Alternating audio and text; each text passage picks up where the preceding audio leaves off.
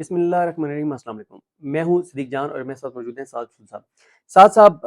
Story بڑی ہے، اس وقت سوشل میڈیا پہ بہت زیادہ ڈسکس ہو رہی ہے۔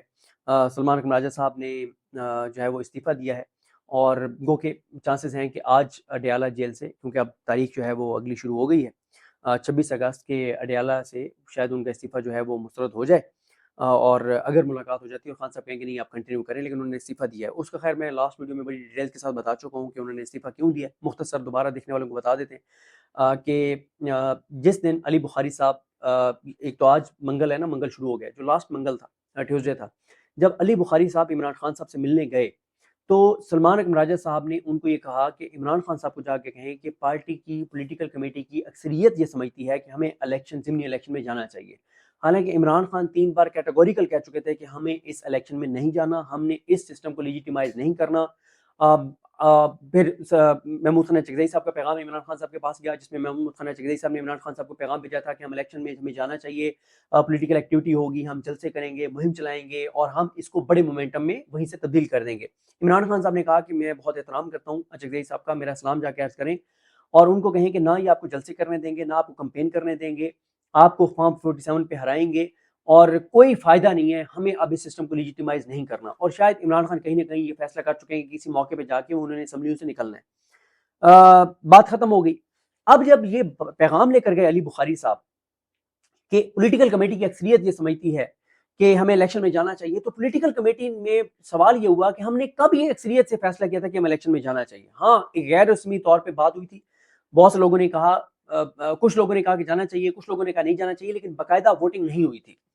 اب یہ معاملہ ہو گیا تو علیمہ خانم صاحبہ کل ان کے صبر کا پیمانہ لبریز ہوا، انہوں نے گروپ میں لکھ دیا کہ آپ لوگ ہوتے کون ہیں ووٹنگ کرانے والے؟ جب عمران خان نے کیٹیگوریکل کہہ دیا، دیکھیں میں اس کو نا صاحب مائنس عمران خان کی ایک بڑی کوشش سمجھتا ہوں کہ جب ایک چیز عمران خان نے کہہ دی ہے تو آپ کون ہوتے ہیں اس کو دوبارہ ڈسکس کرنے والے؟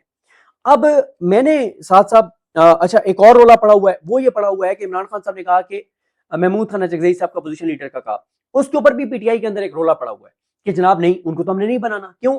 پتہ ہے کہ وہ اگر اوپر آ جائیں گے پوزیشن لیڈر کے طور پہ، پھر چابی والے کھلونے کہاں جائیں گے؟ کیونکہ پی ٹی آئی کے ایم این ایز کی اکثریت یہ سمجھتی ہے کہ عمران خان کی حکمت عملی غلط ہے، اسٹیبلشمنٹ ٹھیک کہہ رہی ہے کہ اسٹیبلشمنٹ تو عمران خان کے ساتھ ڈیل کرنا چاہتی ہے، معاملات طے کرنا چاہتی ہے، لیکن عمران خان نہیں کرنا چاہتے۔ اور اس کے اوپر بھی انہوں نے ایک پولیٹیکل کمیٹی نے ایک سٹینڈ لے لیا ہوا ہے کہ محمود خانہ چغدئی تو نہیں ہونے چاہیے۔ اور ڈرامہ یہ کیا گیا کہ عمران خان نے کہا کہ پہلے جو لیگل آپشنز ہیں، ریمیڈیز ہیں، عمر ایوب صاحب اور شبلی فراز صاحب وہ اپنی ریمیڈیز اویل کر لیں، اگر فائنل ڈیسیژن ہو جاتا ہے عدالتوں سے کہ نیا اپوزیشن لیڈر لگانا ہے، پھر محمود خانہ چغدئی صاحب کو لگا دیا جائے۔ اس پہ بھی بہرحال پی ٹی آئی خلاف ہے۔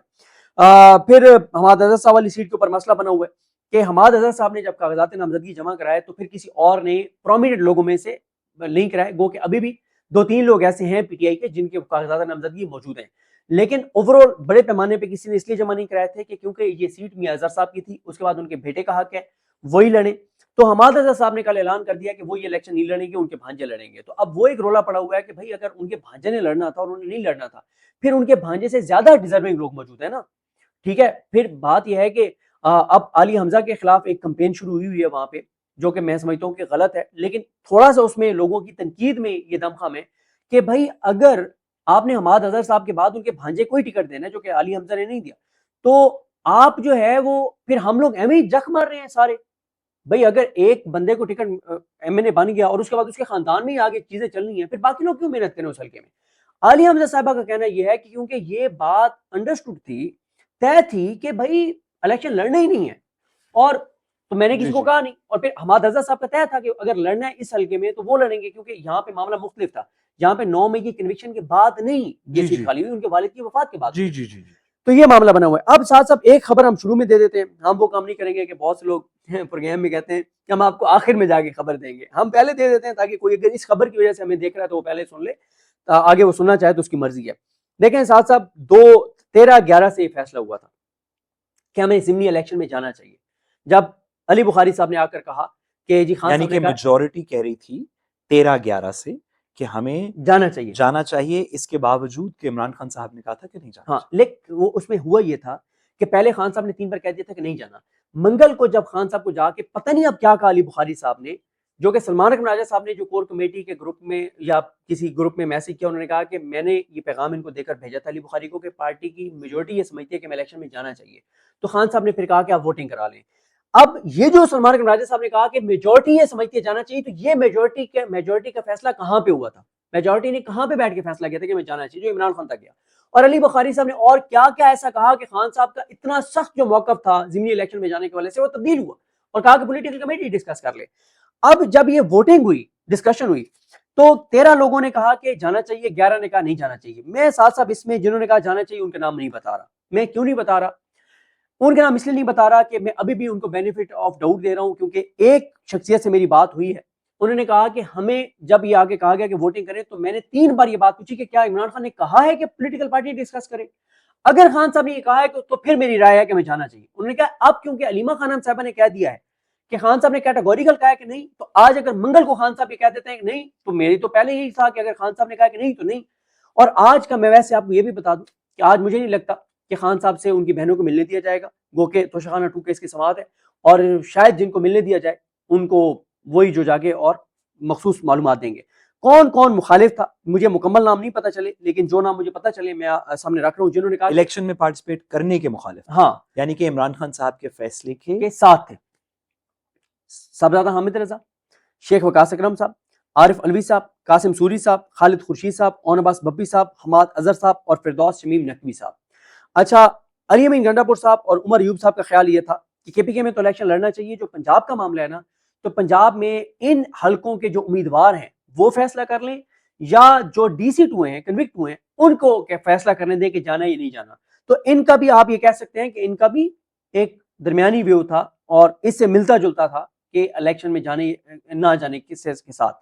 اب ساتھ ساتھ میں نے بہت لمبی سوری تمہید اور چیزیں, میں نے کہا انفارمیشن ہم پہلے دے دیں.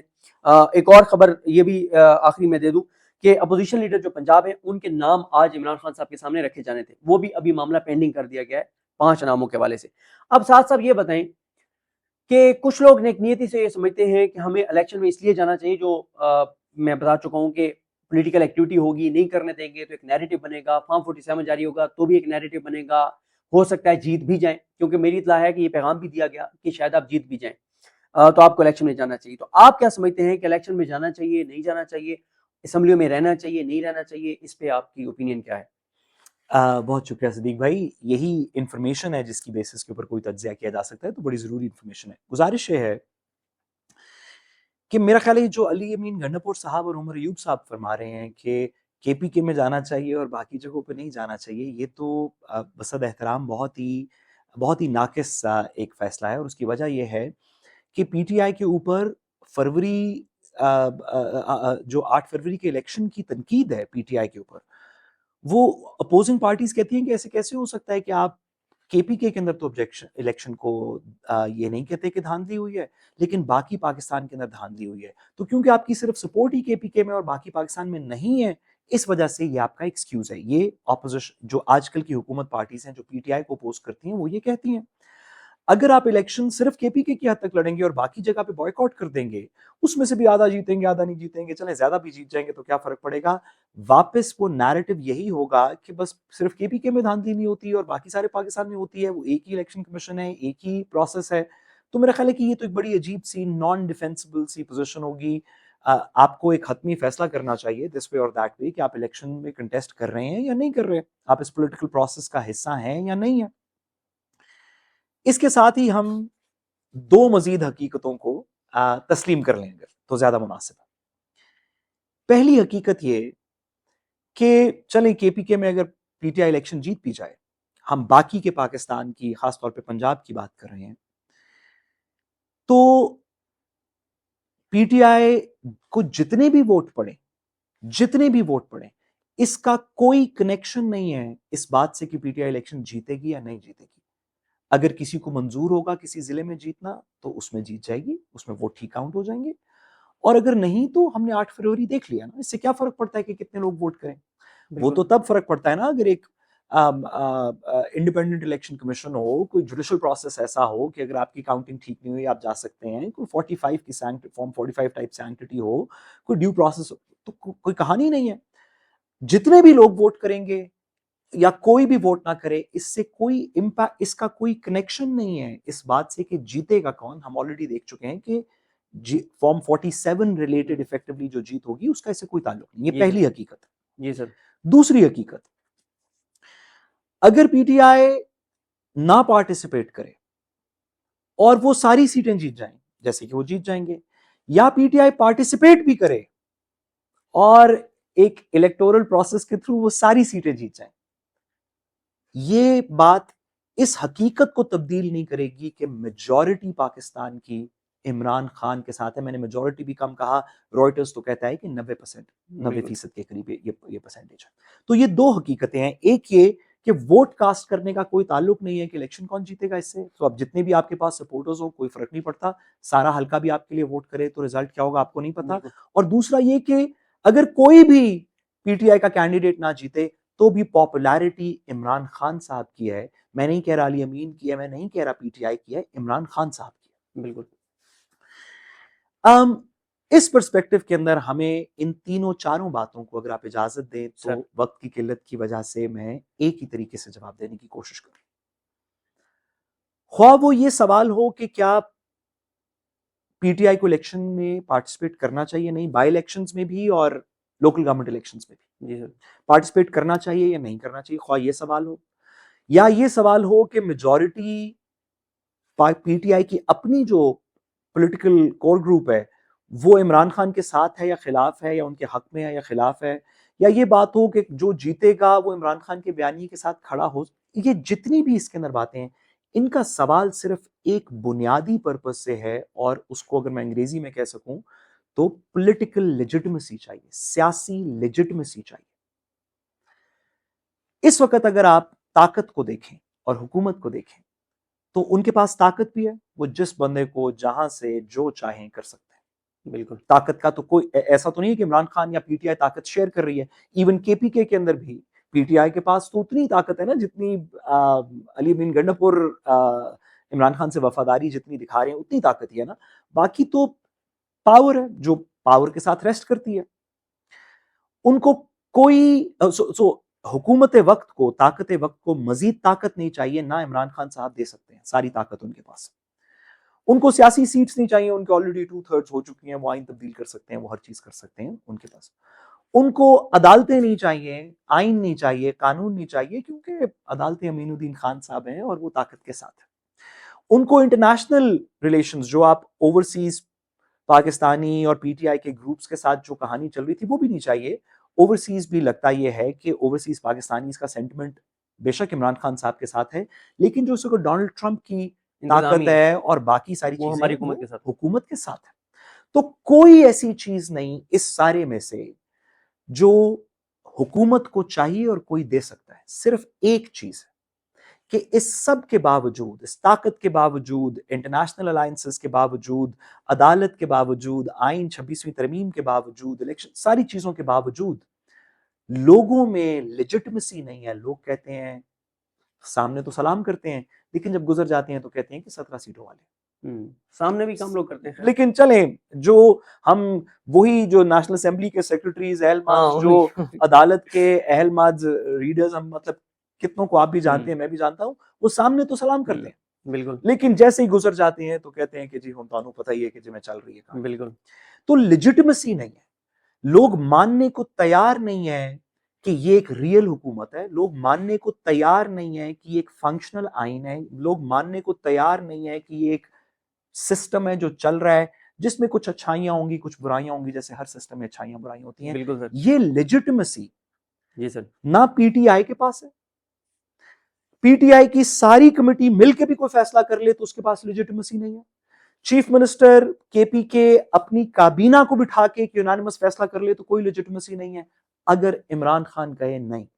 کیونکہ لیجٹمیسی، لوگوں کی لیجٹمیسی جس کے ساتھ سسٹم کو کریڈیبلٹی ملے گی کہ ہاں یہ ایک ریزنیبل سسٹم ہے، جس کے اندر کبھی وہ جیت جاتا ہے، کبھی یہ جیت جاتا ہے، کبھی اس کے حق میں فیصلہ آتا ہے، کبھی اس کے حق میں آتا ہے، جس میں وہ بھی راضی ہے، یہ بھی راضی ہے، وہ بھی راضی ہے، وہ جیت گیا، یہ ہار گیا. ایک سسٹم جو ہوتا ہے، کچھ اچھائیاں ہوتی ہیں، کچھ برائیاں ہوتی ہیں.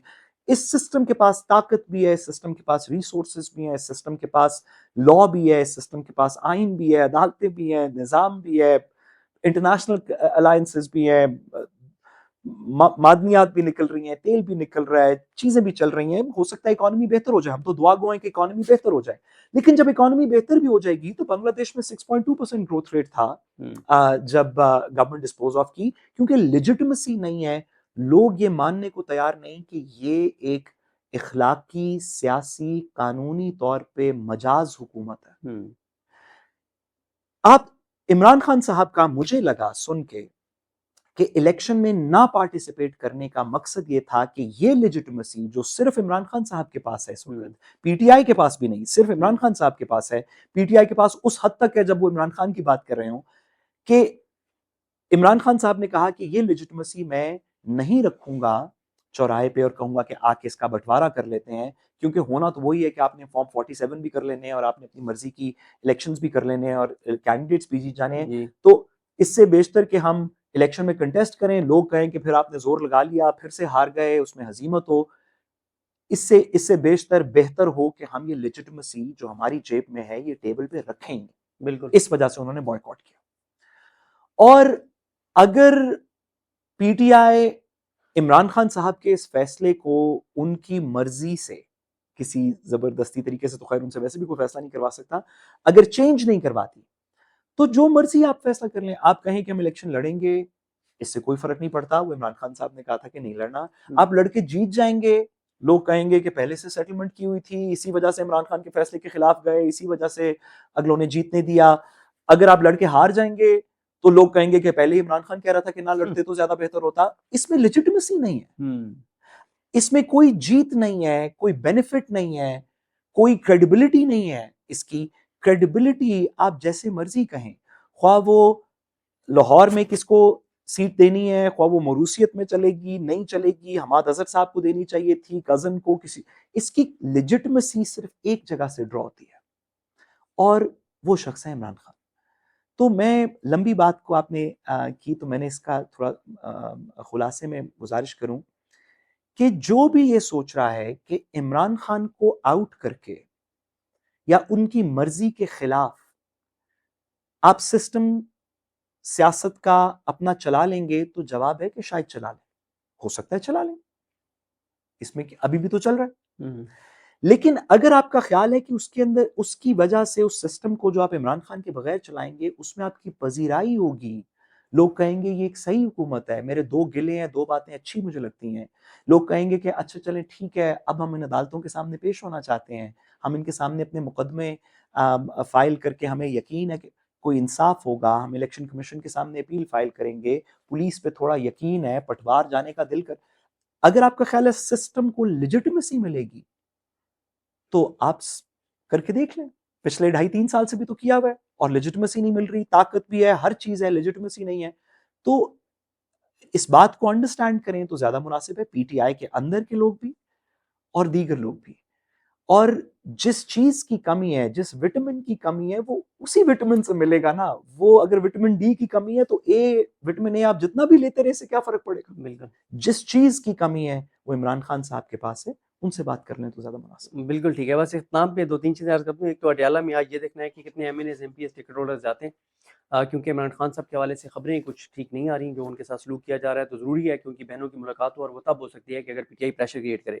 اسلام والی بات سر آپ نے کی, میں پاکستان کے اندر سب سے بڑی تبدیلی یہ دیکھتا ہوں کہ لوگ اب ہر اس شخص سے نفرت کرتے ہیں جو ظلم, جبر, بربریت اور فسائیت کے ساتھ کھڑا ہے اور انسانی حقوق کی پامالیوں کو جسٹیفائی کرتا ہے.